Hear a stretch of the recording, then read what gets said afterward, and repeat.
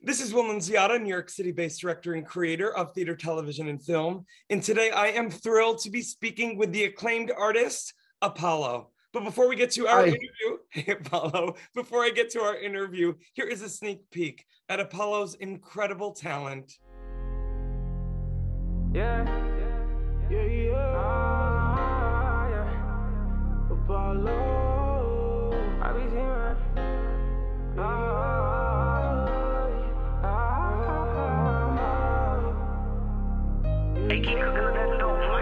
Do what I wanna, don't hit my phone with all that drama. And if he's talking nonsense, then he a goner. I've been through trauma, I cope with dope and marijuana. Shorty bad looking like Rihanna. Fuck all that drama. Sit back and smoke marijuana. Chasing these rocks with my brother. We do this shit for each other. No other. I've been through hell and back. Now top tier, I can go back down. People are fucking with me, they feel my sound. My pain won't put me in the ground. My ops wanna see me dead, but I can't die. I got no fear. Send the shots, but you know I won't move. Niggas is super, skin is bulletproof. I ain't a guy, no nigga, I am a guy. Got it mapped out, cause nigga, we going far. They gon' make it out the gutter, I put that on God. I am a guy, so I guess that's on me. When I said I'ma make it, you know I meant that. Tryna sit me down under, no, I can't get sent back. White girl, wasted, got me drinking at the kickback. Took the pain away. Do what I want, don't hit my phone with all that drama. And if he's talking nonsense, then he a goner. I've been through trauma, I cope with dope and marijuana. Shorty bad looking like Rihanna. Fuck all that drama. Well, hello, Apollo. How are you? Great. How are you doing today? Apollo, I'm doing so much better. It's the day after my birthday, day before Thanksgiving. Happy belated. Thank you, my friend. Listen, I love your stuff. What I love most about you, Apollo, is not only your unapologetic, authentic voice, but that you make the choice, you make the conscious, subconscious, you let me know choice to keep it positive. Talk to me about, first and foremost, your idols growing up, and then also, was it through the music you grew up listening to that you then decided when you stepped into your place of power as an artist to keep it positive and the message positive? Got it. So early inspirations for, the message of positivity now. I was raised on a lot of gospel music, so it was kind of closed off from the other, what they would call worldly music. So that in itself just has like a very upbeat, positive tempo, and it's just filled with choirs and just loud noises expressing their faith and their belief. But as I, grew older and got more access to music, I'd say that emotional vulnerability wasn't something that was pushed. And I found that, artists like XXXTentacion or Juice WRLD or even like IDK, for example, these newer artists that I wasn't so aware of when I was younger were helping me kind of solidify that, okay, this is what I want to do. This is the lane I want to create for those coming after me. It wasn't always like that. If you look back in my earlier catalog and tracks from there, I wasn't always, convinced that positivity and emotional awareness was the way. But, trial and error, not everything is going to make sense when you first started, but just keep going and you'll figure it out.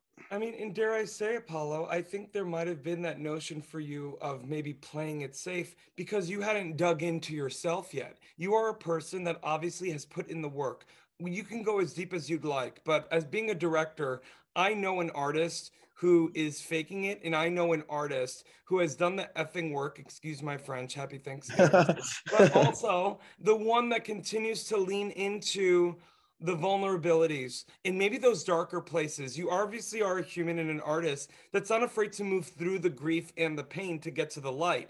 Talk to me a little bit about making that choice for yourself as an artist, but then also when I'm listening to your stuff, Apollo, I can't help but think of the young Apollos out there who finally have a North Star like you, an artist who unapologetically, honestly digs into the mess to find the perfection. Does that make sense? It makes perfect sense. That's what I have to, I have to figure out ways to kind of simplify that for some listeners because, obviously due to your maturity and your experiences, you're allowed to easily and freely understand that. But for some kids, it's just like they refuse to understand that. And I think that that's why I do this, is because I am completely aware of the fact that I was in that position where I believed that, it wouldn't do anything for me. But the minute I started acknowledging it and working on it, everything started figuring itself out. And I think that's just being a kid. You don't want to worry about the real parts of life, but it's like when you do worry about it as a kid, you can make it easier for yourself when you're an adult, if that makes any sense. Oh, I think that absolutely. a lot of the baggage we carry unconsciously as we're kids gets unwrapped, unzipped, and then just opened on us when we're adults and have to go through our own lives. um, and I think that, it's just important for kids to start practicing that early, because I know for me, I'm doing this because there weren't a lot of people around to kind of help me figure it out and understand why I was feeling the feelings I felt. So if no one else was helping me, I realized I have to do this myself, because if I don't, I'll die. And I think that like life is now what's most precious to me, and I will do anything to keep it. Are you trying to make me cry the day after my birthday? No, no, no, no. Really, when I listen to you speak and thinking about your breadth of work, I look at a young man who has not only done the work on himself, but doesn't take lightly. And No.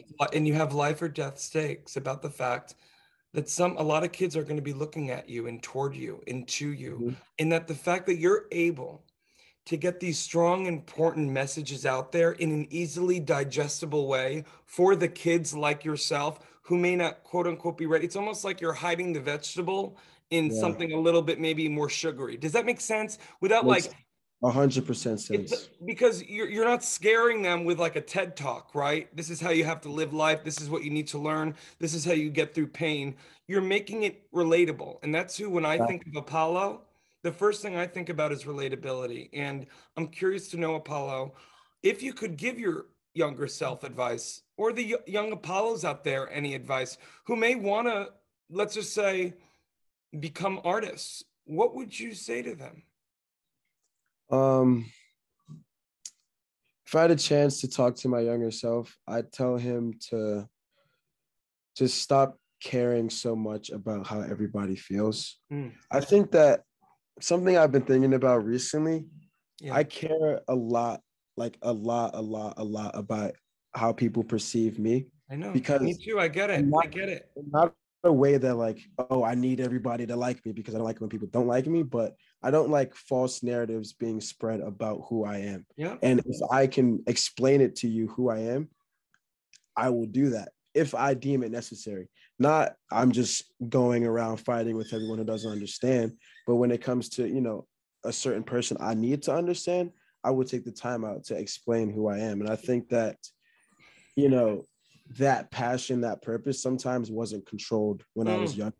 And I kind of saw myself just fighting for everybody, and then being so alone in a point where I realized I had never fought for myself. There And it I'm is. doing all this fighting. And now that, I'm about to be 18 and going to college, and everyone's like, who are you? What are you? What are you chasing? What are you living for? And it's like, I can't answer that question because I've been living for everyone else around me. There it is. And not that it's not a bad thing, but there needs to be balance. If you're living for other people so vicariously, make sure you are taking care of yourself. And I, had experiences where I realized I wasn't doing the work and caring for myself. And it's just like I had to remove myself from, all that outside influence. So if I got to tell my younger self anything, it would just be like, stop caring so much, kid, and like focus on yourself. That's Because amazing. if you start early, who knows where we'd be right now.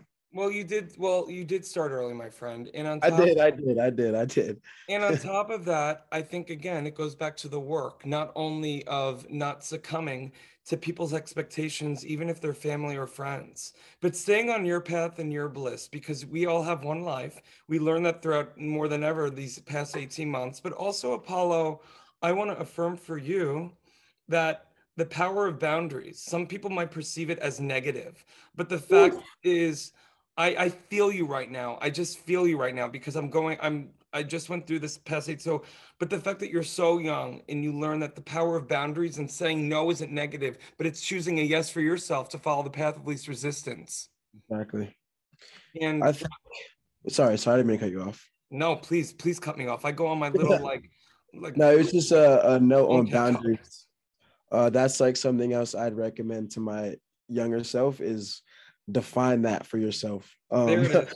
Because with the tape that just released this past Tuesday, the end lesson for me after everything was over and I really like got to sit back with it for a couple of months after the year and a half of work that went into the project and everything creating it, I realized that I was kind of just making myself the victim and not in like dismissing my pain, but in the fact that I was putting myself through cycles without, acknowledging that I was doing that until the end. And it's like, okay, Brian, you've been with X amount of people and they keep doing the same thing. What is it within yourself that you're not seeing? Because you can make however much music you want about how hurt you are and what they did to you, but it's like something you're doing wrong. Because if you keep finding yourself in the same position, you have to be aware of that. It's a And vicious cycle. It's a vicious it's cycle horrible. but the Paulo, and then I have one more question after I say this, because I want to, again, what you're saying to all those, especially young kids out there, artists or not, that you have a choice. You can get out of the hamster wheel. Make a Yes, choice. You might hurt a lot of people, but the ones that matter, they'll that are stay. going to stick with you, they're the ones They'll that matter. And if not, bye-bye. And it's not stay. negative. You're choosing the path of least resistance for yourself. You're amazing. I can't with you. Listen, I'm getting chills and I don't even have, any illness. God bless America. Okay. Final question for you, my friend. I want to know what you're most excited about this project. Talk to me about the impetus for it and what you're most excited about just releasing it to the world. What I'm excited for is honestly just for myself first is to be able to ingest this music. One, two, understand the lesson behind it, and three, I'm excited to not preach the message, but kind of like guide those who are interested in, healing their heartbreak or their headaches or just, the corruption within their soul. I'm excited for this new body of work to educate a new cohort of audiences because, this is something I haven't talked about before as deeply. There hasn't been like a whole lesson around it. There have been songs here and there, of course, about, my heartbreak and whatnot, but there hasn't been a whole project that revolves around a lesson and like an intended lesson. That's For right. not only myself to resonate with, but for everyone else. So I think that that's really what I'm excited about is to help people understand themselves with this project more and more and more.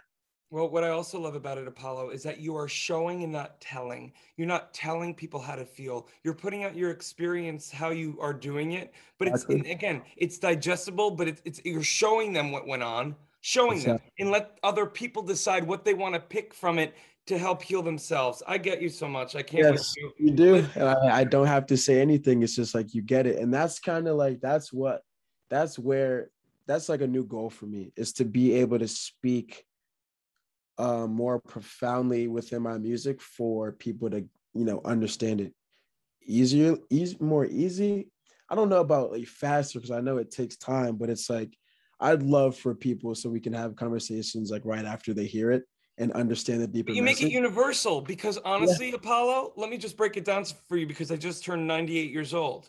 What you are doing is just being truthful. And Yeah, within your truth, your authentic, unapologetic, very focused truth, that becomes universal and transcendent. exactly. And you're already doing such amazing work. I'm so excited that you're joining FENIX 360. Cannot Thank wait for you to gain more fans, more collaborations, not only in the country and around the world.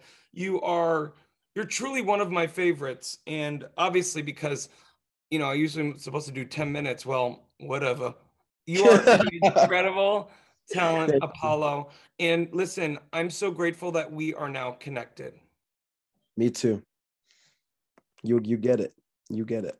Well, you make it easy for me to get because, again, You make the choice every day,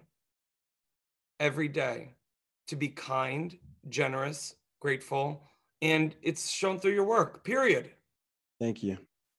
Thank you.